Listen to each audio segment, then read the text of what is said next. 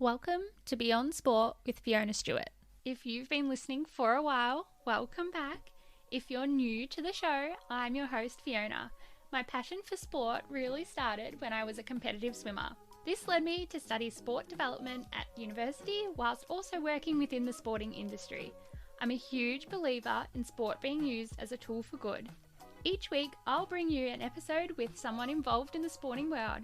It could be your local high school teacher or your childhood or current sporting hero. The difference is that it's not your typical type of questions. We talk about the highs and lows in their journey through sport, but also what they've learned from it and how it's made them who they are today. There's also a strong focus on how being involved in sport can impact the community. If you haven't already, make sure you hit follow wherever you're listening so you don't miss the drop of each new episode.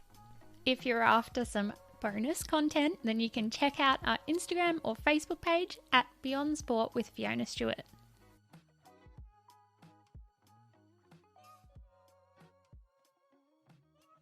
This week's guest is a close to home one, Bec Henderson. I normally introduce guests by their sport, but with Bec, she's a multi-dimensional athlete.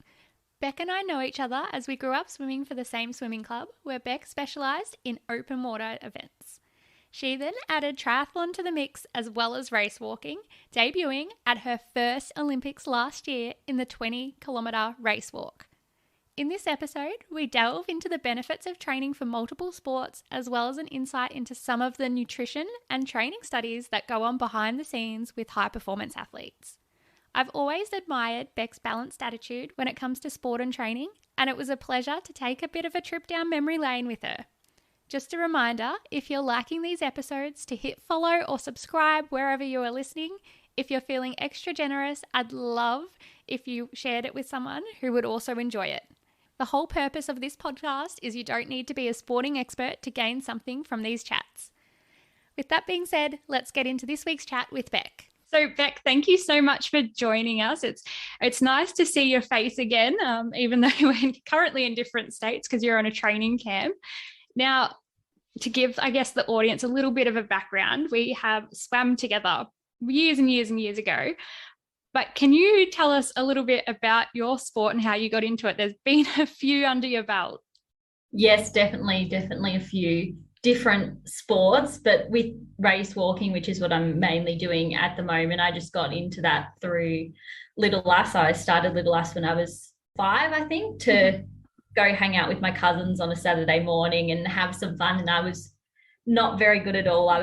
Came last in pretty much everything. If I got second last, my whole family would be so excited. And then one day in under nines, I think I did the race walk and I won. So that was different, very different. Everyone was really excited that day. And it was, and then I enjoyed it. So I just tried to do some training and then got into it. And then, with other sports, I think I've tried pretty much every sport under the sun. I did dancing for 11 years, cricket, karate, footy, and then obviously swimming, which I did since I was a little baby, and I just loved it and kept going into squad. And they can't seem to kick me out of the sport. I'm still swimming in a squad to this day. So I just love swimming and doing a mixture of different things. Same with triathlon, the running, the riding, just, a mixture of things. Yeah, and I wrote down here when I was doing my research, I started listing all the sports and then I was like, just endurance sports. Definitely endurance. I'm terrible at sprinting, but and I find the endurance sports are a lot more community. You can get out and chat to people while you're going out, and it's just a lot of fun. Yeah, I agree. And, I've been around the triathlon community a little bit through Todd, and some of your achievements are, pretty epic. And then you've also made the Olympic team in race walking. So you're not bad at these sports. You're very talented and you're hard work. I've seen it in the pool.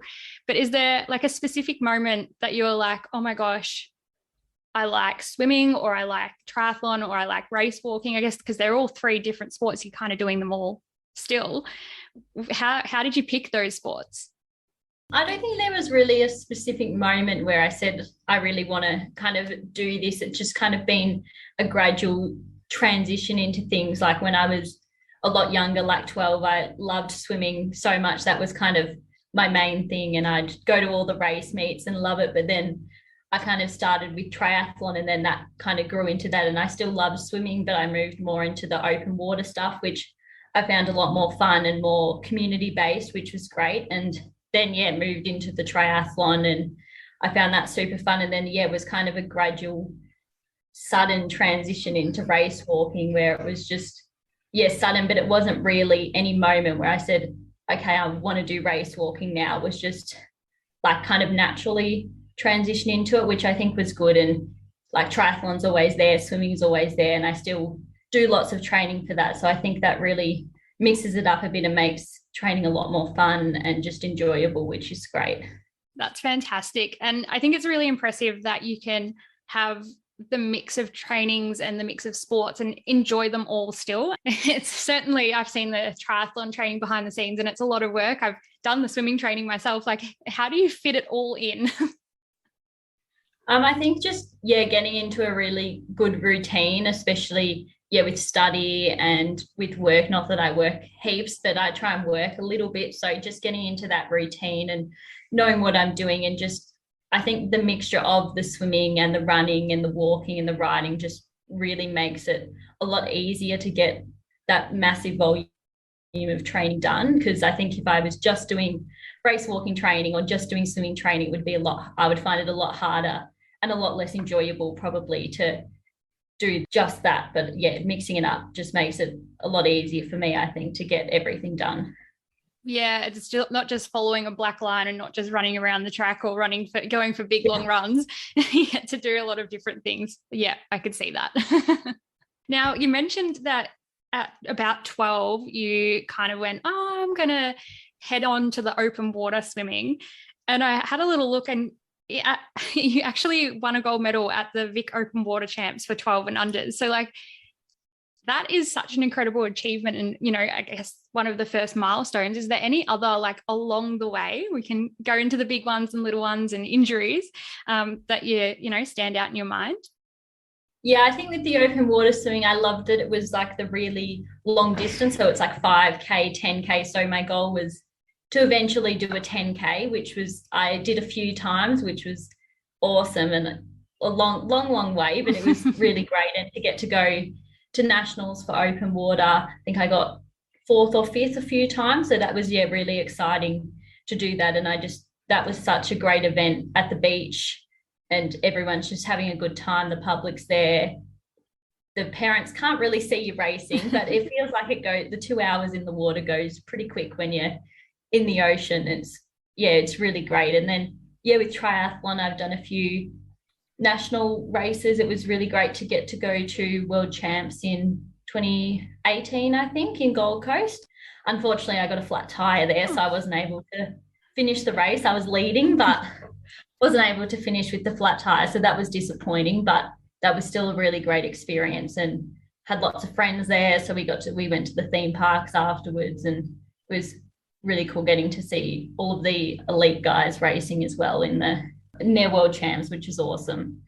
Obviously, the biggest milestone with that was the Olympics this year, which was just absolutely amazing, because it was a bit disappointing. In 2020, I'd qualified for World Juniors for the 10K, and that was supposed to be in Kenya. We were supposed to go over to St. Moritz in Switzerland for a month and then fly over to Kenya and race, but that was cancelled.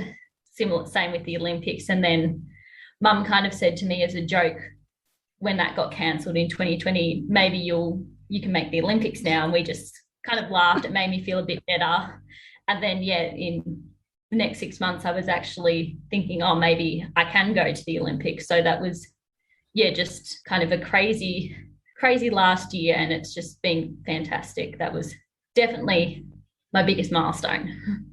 Oh, I can imagine, like, World Juniors is cancelled, but hold on, the Olympics, like, it's a little bit of a step up from what you were disappointed in getting cancelled. Like, I guess the postponement really went in your favor, because you aged up. You weren't actually eligible to do that, were you?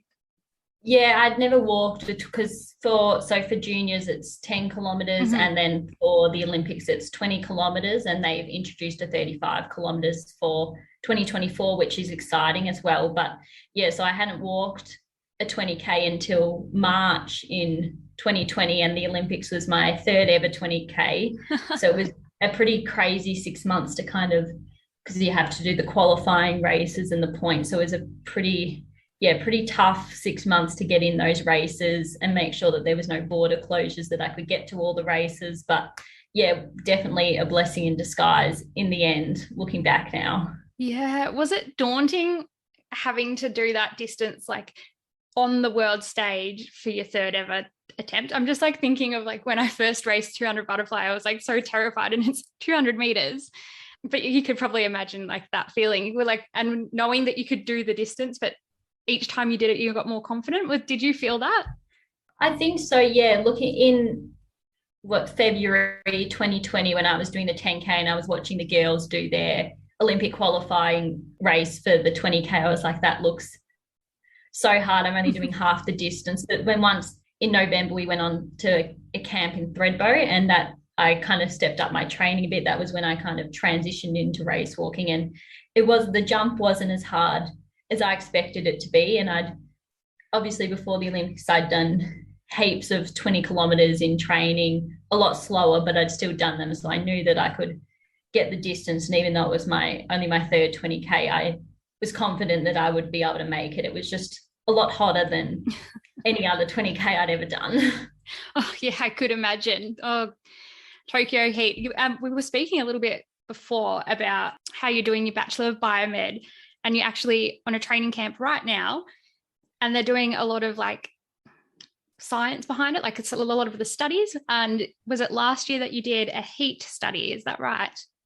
So last year was a nutrition study, but that was a month of different diets. So I was on the high energy group, which was the control group. So that was quite nice. And there was a few people doing low energy for a week, which looked really tough, and a few people doing high fat, which also looked really tough. And that's been in a study. They're doing all the results, and that paper should be published. They've done a few different ones. And then we went to Cairns in around Easter time last year, and we were really focusing on different heat stuff. So pre-cooling, getting in the ice bath like half an hour before you train or race. So that's what we did in Tokyo as well. Like Powerade slushies. And there was this little concoction that is not very nice. It's got glycerol and cordial and salt, and it like bulks up your bodily fluid so that your body temperature doesn't rise as much. So that was, there was a lot of different science stuff, things we were trying out to hopefully, when we got to Tokyo, to make sure that we could race to the best of our ability, and hopefully our body temperature won't rise as much, so that we could get the best out of ourselves that maybe some of the people from other countries weren't doing, so we could perform better on the day.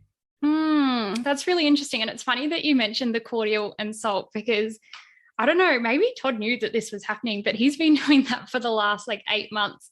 And I've started doing it, and I'm like, oh, can't afford this Powerade stuff. So just use some cordial and salt. So there we go. We've got a little tip. So this concoction, it's got something called glycerol in it, which is really, really sweet.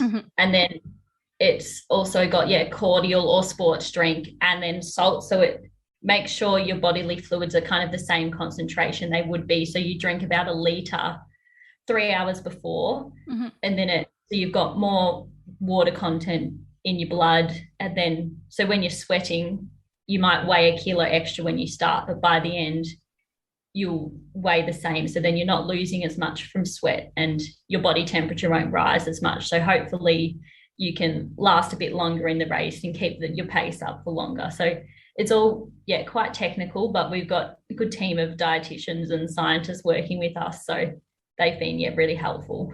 Yeah. Oh, and it's cool that you guys, it's testing out these studies and these, I guess it's kind of an experiment. What's it? Hypothesis on elite athletes. And then, we can maybe in 5 years' time adapt that to everyone, which is really cool. Yeah, definitely. It's, sometimes we feel a bit like lab rats doing the studies, but it's definitely all very helpful information. And this year we've just done a carbon plate study for race walking, because obviously we know that they help a lot with the running, but so we've just done one with race walking. So those will be really interesting to see the results of that, and if the carbon plated shoes make us go faster in terms of efficiency and that. So yeah, that will be great to look at.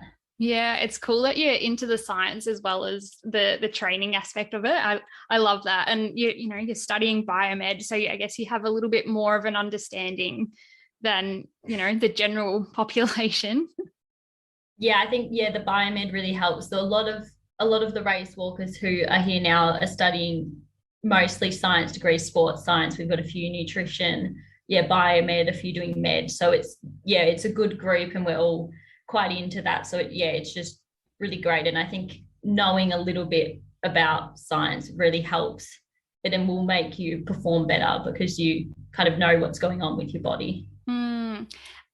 And you're not actually, I'm just thinking when you said there's a few on the team that are either studying nutrition or exercise science or med or biomed, just thinking like we've got, I think you're the fourth who's either studying biomed or medicine on this podcast already. And I'm thinking maybe there's a correlation between elite athletes and maybe doctors or junior doctors or, med school. Like I wonder what the study is on that. Yeah, I think that could possibly be, most of the race walkers are doing something similar to that. And a lot of the endurance athletes I know from triathlon or swimming are doing something similar. So that is actually really interesting. Would be interesting to know the statistics on that. Yeah, maybe we should start something, Bec. So has there been any injuries along the way? Like you've got 3 major sports and, you were doing dancing and football and cricket as well. Was there any injuries along the way that, kind of put a little speed bump in your sporting journey? I've been pretty lucky with injuries, actually. I think doing the balance of everything really helps with injury prevention because I'm using different muscles and not just doing one thing over and over and over because stress fractures are obviously a big issue for people doing running and that. So I think the mixture really helps with the injuries. A few years ago, I did tear a muscle in my gluteus medius, I think, but it wasn't too bad. It was only about 4 weeks out. So there's nothing too bad, which I'm very, very grateful for. Yeah, that's good. And hopefully it continues along that path. Yes, fingers crossed. So we mentioned before about maybe there's a correlation between, participating in sport and going along a career path in medicine or health and exercise science kind of thing. But has there been a benefit that sports provided you that's transferred over to other avenues of your life? I think just kind of learning just discipline and that with the sport, because obviously you got to get up, like for swimming, getting up at 4:45 each morning and then swimming for 2 hours and then going straight to school, or in the afternoon when I'm really tired after school, still getting out and doing that session. I think that's just really helpful to learn, and it's really good skills for studying. If you want to procrastinate study just to try and get it done, that's definitely one of the biggest skills I think you learn from doing sport. But I think also just the friendships that I've made through sport are just fantastic, and it's just great people to be around. And that's probably the main thing that I love about the sport, is that there's so many like-minded people, and just getting to hang out and train with people every day is absolutely fantastic. Yeah, and I guess they know a similar thing to what you do in terms of what it takes to participate in that sport, but also the discipline and not the sacrifices, but the choices that you make to be able to study or to play that sport or do that sport. And I guess when you speak about discipline, I'm like, oh yes, I remember that discipline of 4:45 in the morning and then backing it up after a full day of school. Speaking of, I was thinking when you were saying that, I had to sometimes go swim teaching and then go to training after. Are you swim teaching as well? Yeah, so I'm swim teaching, not heaps, just once or twice a week at King's. So that's been great. I've been doing that for a few years. Obviously, the last 2 years have been a bit on and off, but I love doing the swim teaching. It's great to get to kind of teach the next generation of kids how to swim, and the little kids are so cute in the water, and it's awesome to do that as well. And that's kind of it kind of relates to what sport, and so it's super fun. If you were, I guess, to share a lesson to one of those kids in one of your classes, or, you know, any kids, I've seen you help out the Little Ass track, that you've learned along the way, what would you share? I think the main thing for me is just to make sure you're having fun while you're doing it and you're enjoying what you're doing, because if you're not enjoying it, you're not going to be performing well, and it's just not going to be good at all. And I think especially a lot of parents put pressure on their kids, or kids put pressure on themselves to be performing well all the time. And with what you were saying about the sacrifices, if they're making sacrifices by training and maybe not hanging out with their friends as much, that puts a lot of pressure on them to do the best that they can do. But if they're not enjoying it, they're not going to be performing well anyway. So I think, yeah, enjoyment is the main thing. And that's probably why I do have such a big, broad range of sports, because if I'm not enjoying one quite as much at that time, then there's always something else to look forward to. So, yeah, I think enjoyment is definitely the main thing with sport and in life and study. Like, I love studying biomed, and I think if I was doing, something else, it just wouldn't be as great. So it's, definitely enjoying what you're doing. Yeah, knowing your purpose, and like knowing that you're doing it because you love it, and then you can push, I guess, that little extra. And I like how you said that having the multiple sports allows you to do that. I'm thinking maybe that's where I went wrong a little bit with swimming, when, you know, my whole life was wrapped around swimming and I didn't actually have that other avenue or that other place to decompress or like do that cross training. And, you know, since not hanging up the cap and goggles, but since like I've not competed anymore, being able to go, oh yeah, I'll go for a swim, or I'll go do Pilates, or I'll go do a PT session, and having the, you know, different things that I can delve into, like it does help on the days where you're like, nah, can't face getting in the pool, I'm going to do something else. Yeah, definitely. I think that helps heaps. And even, if one day you're just, obviously not all the time, but if you're just not feeling it, and your friends are going out, it might just be better to go hang out with your friends for one day, have a little bit of a rest, and then come back, and you will enjoy it more, and you will realize that you do love it, or that you don't love it and you might want to try something else. That's a really good perspective. And I think it's a really balanced perspective as well. And, you know, in terms of like athletes, like I know a lot of athletes can be quite tunnel visioned, and I am certainly guilty of doing that. And to be able to pull it back and go, oh, actually, like, am I enjoying this? How can I either take a step back and get that perspective, or then take a step back and go, okay, like, do I need a little break for a little bit? And that kind of stuff, like that's really important. Yeah. And obviously you might, when you're training at such a high level, you might not enjoy it all the time. Like definitely we've got a rep session this afternoon and it's going to be very hard, and I'm not quite looking forward to it, but once it's done, we'll be happy. I think just as long as you're mostly enjoying it, and even in the hard bits, you can still see the bright side and see, this is why I'm doing it, because I love it. Yeah. You don't want to be like dreading every single session every single day for a month straight. That's what we want to avoid. Yeah, definitely. Now, this next question, I've got one written down because I know that you did it with me, but has there been a project where you've, you know, used sport as a tool to develop the community? So I know there's one thing that we've done a few of together, and there's a few others, but can you tell us about them?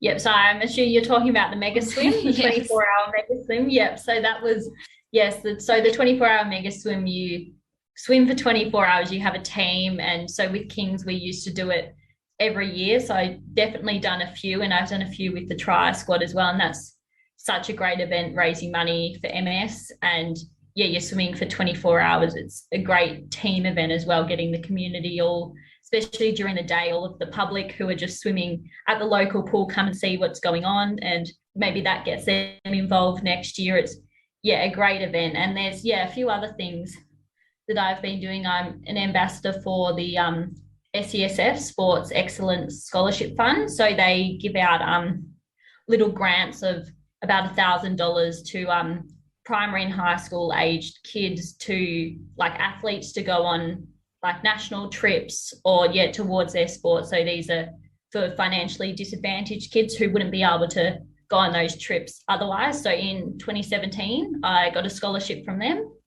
And then last year, I kind of reconnected with them, and yeah, hopefully we'll be able to give back their great. They give out their little grants, but they also do mentoring with athletes. So I know Mac Horton's been a mentor, Brooke Stratton's been a mentor. So yeah, that's definitely a great organisation, and they've just recently gone national. So they were just a Victorian one, and they've gone national. So yeah, that's great to give those financially disadvantaged kids a chance to compete in elite sport, because often it's those kids that you require the money to kind of go into state and compete. So yeah, it's definitely great to get more people involved and give those kids a chance to see what they can do. Yeah, that's fantastic. And, like you said, I guess you think, oh, elite sport, if you're talented, you'll get there. But I guess if you can't go into state to compete at nationals, or you can't, do that next level of competition, how are you going to, do the best that you can do? And you just think of the kids that could miss out, or even like the inspiration that they can provide to other people in their local area to get involved in sport. Like, yeah, that's an amazing cause. Yeah, it's definitely great, because yeah, I know even with like coaching or anything, it can be very expensive for the parents. And it's, yeah, some obviously there's a lot of talented kids, but some just don't get the chance to be able to show what they can really do, or that they don't have the tools to be able to do that. So yeah, it's a really great organization that is helping out a lot of kids. Yeah, oh, that's fantastic. And you mentioned earlier about the Mega Swim. So that's to help raise funds for MS and help people, I guess, realize their dreams who have MS. And Carol Cook, who was the founder, we've had her on last year, so in season 2, and she talks a bit about that. So if anyone is wondering what Bec and I were shorthandedly talking about before, you can go listen to that episode, and she goes through that there. Now, the other thing is your swim teaching, because you do give back to the community through your swim teaching as well. Yeah. As I said before, I love all of the swim teaching. It's great. So that was so Kings is where I swam when I was younger. So it's, yeah, great to get back and be in the teacher's shoes instead of the kids' shoes learning. And it's just a lot of fun. It's sometimes a bit of hard work, but yeah, it's a lot of fun. And I think it's really important at this time when a lot of the kids haven't been in the pool for 2 years. It's really important to get them back in and learning how to swim so that they can go to the beach or the pool safely. 100%. And like, do you think, not that I'm biased at all towards swimming, but do you think swimming gave you a pretty good foundation, like towards your other sports? Yes, definitely. Swimming is, I would say, the best thing for any endurance athlete. Do swimming, because it's just low impact, less chance of injury. It can be a bit boring sometimes, but it's, yeah, definitely worth it. And it is a lot of fun. Yeah, it is. And it's cool because I run a swim school now. So it's cool seeing like how many people in our little generation that, like, when we were swimming, how many people are still involved in the swimming world. And, they might not be swimming themselves anymore and competing themselves, but like I can name probably 6 or 7 swim teachers just from like our little Kings group. And I'm like, oh, look at us go, the next generation. Yeah, definitely. There's a lot still, yeah, who we swam with at Kings who are teaching alongside me at Kings, who are still involved in the swimming community. And I think that's why I find the open water community so great as well, because there's so many people of different ages and abilities going and doing the open water swims, which just makes it a lot more community. And yeah, there's 80-year-olds swimming. So it's just awesome to see everyone out there. Yeah. And I guess if you can see someone who's in their 80s doing that, you're like, oh, well, I don't have to give up this sport just because I've got a full-time job, or I don't have to do this because university is a lot. Like, I can keep doing this sport. Might only be training 2 times a week, but I can keep doing something and still be involved. Yeah, definitely. And it's just, yeah, as long as you can make the distance and, yeah, get along, there's so many different abilities swimming there. It's, yeah, just great to see. And it's a fun day out at the beach. It's always a great day out. The atmosphere is awesome. Oh, that's awesome. Now, we spoke a little bit about your busy year ahead. Like, you've got, a few big meets ahead, but where do you see firstly, your future in sport. Like, are we going to go race walking? We don't know. Are we going to go triathlon?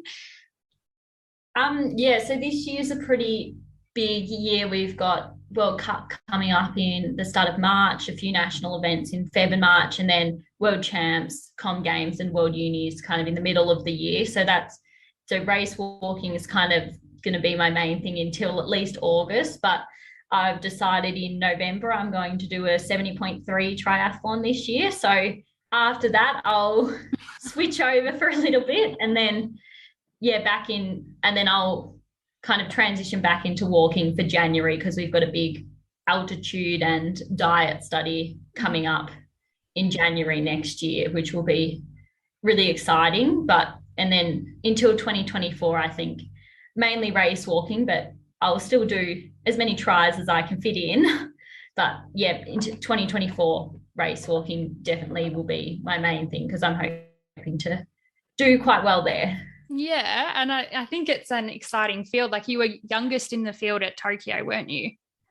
Yeah, youngest in the field and third 20K. So it was, very unexpected. 2024 was kind of always my goal, but so this was definitely a bonus. I love that. That's so exciting. And in terms of like the 70.3, that should be very easy considering you've done a 20K race walk. But which one is it? What's in, it was November. Yeah, so November, it's in Melbourne. So it's a 1.9K swim, which I should be good with, and then a 90K bike and a half marathon run. So I think the bike will be the biggest struggle for me. So I'll have to get out there and do some riding between August and November to get ready for it. Oh, do I love going to watch? I think I've watched a few. Todd does them. They're good fun. I like the 70.3s. They're like, 4 or 5 hours. It's fine. Yeah, you can go have a coffee while they're out riding. They won't know. No, they have no idea that you've disappeared for a nap in the car. We'd have no idea. So it's fine. Oh yeah, no, that's awesome. And maybe I will see you on the track. I don't know if Todd's plans to do it, but I'll definitely cheer you on if I'm there. Hopefully, yeah. I'm very excited to do that one because I haven't done one that long before. So we'll see how it goes. No, you'll be fine. He'll be great. That's your future in sport. Where do you see the future in sport? It's a big loaded question. You can take it anywhere you want. Well, I think I just kind of hope the community becomes more involved, especially kind of with athletics. It is a community sport, but there's a bit different compared to triathlon, which is, the community is amazing. There's so many different people involved. And with athletics, it's a little bit different. You've got a little bit of a community there, especially with the cross country season, but I'm really just hoping, community can get involved and get out. I think with the lockdowns, it's been good to show people that you can get out and just go for a walk or do anything, do some home gym. And I think that that's been really good with elite sport. Hopefully we can get it up there and maybe on TV a bit more. Yes, a little bit of money would be nice so that we can kind of do it more full time instead of having to, like, there's a lot of guys that are working full time and then training like 150K weeks, which is really tough. I've seen them do it and it looks very, very tough. But I think just the way it's going, especially with female sport and like the AFLW, it's been really good to see that lifted up, especially for 2024 now. So in Tokyo, the race walking was a 20K walk for the girls and the boys had a 20K and 50K walk. But for Paris, it'll be a 20 and 35K for both, which is, definitely exciting to see that we'll be able to do 2 events. There'll be 2 chances in Tokyo for us. Yeah, then there's 2 opportunities. Like, you never know, you might be racing the 35 Bec, having that. I guess it's double the spots, isn't it? Yeah, and sometimes you can even do both. Like they put them a week apart, so you can do both. So it'll be really interesting to see what they come out with. But it's definitely great that we can have equal opportunity to the guys to be able to race there. I agree. And I guess coming from a swimming background, we were very used to having mostly equal opportunities. Like I know at most meets I think the girls had 800s and the boys had 1500s, but everything else we had equal opportunities. Like, I guess it wasn't the same distance. Yeah, and I think even with swimming now, they've increased it so the girls also have the opportunity for 1500 at states and nationals. Because I remember when I was younger, I was always disappointed that we had the 800 but no 1500. So I think that's really great that they've introduced that as well now, because I was always very disappointed that I wouldn't be able to do a 1500. I do remember that, and I was thinking, oh, why would you want to count that many laps? Yeah, always liked the long ones, and yeah, it was 1500 wasn't that far. I was 12, and if the boys can do it, we can do it as well. So yeah, and I guess like that is a change that, you know, the next generation under us, they're not going to have to deal with that. So we're going along the right way, and hopefully it just filters up a little bit higher into the elite end as well. Yeah, definitely. And yeah, well, with triathlon, that's probably one of the best sports I've seen in terms of that they equal prize money, equal distance, everything is completely, there's no difference between male and female, which is great. And I think a lot of sports are kind of taking on that now and looking towards getting there. And I think in the next 5-10 years, we can definitely get there, which is awesome. Yeah, it's certainly exciting. And I'm excited for your future because I didn't even know you did race walking, to be honest, until I saw that you made the team, and I was like, oh my gosh, like this is so cool. So I'm going to be cheering you on no matter what sport you're doing, and, you know, even in your endeavors in terms of like your degree and your career after that. Thank you. Yeah, it's definitely awesome to get to do the mixture of things. And like it's so great to see everyone that I've been training with when I was younger just doing different things and what they love. It's awesome. Oh, and thank you so much for coming on. I'm very excited to share this episode because, you know, we came from such a similar place, and being able to share this one is very special to me. So thank you so much for making time for me and coming on. Yes, thanks so much for having me. It's been great. Thank you for listening to this episode of Beyond Sport with Fiona Stewart. This is a completely independent podcast that has been created to share the journey and lessons of top-level sporting professionals, but also your everyday lover of sport. If you liked this podcast, I'd really appreciate if you could leave a review and share it with someone who you think would also enjoy it. Until next time.